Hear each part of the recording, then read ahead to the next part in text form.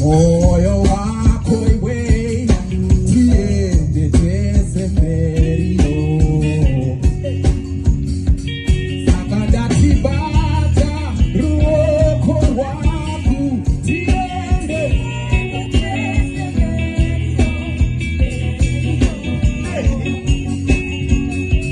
Sakadati bata ruoko waku tiende tese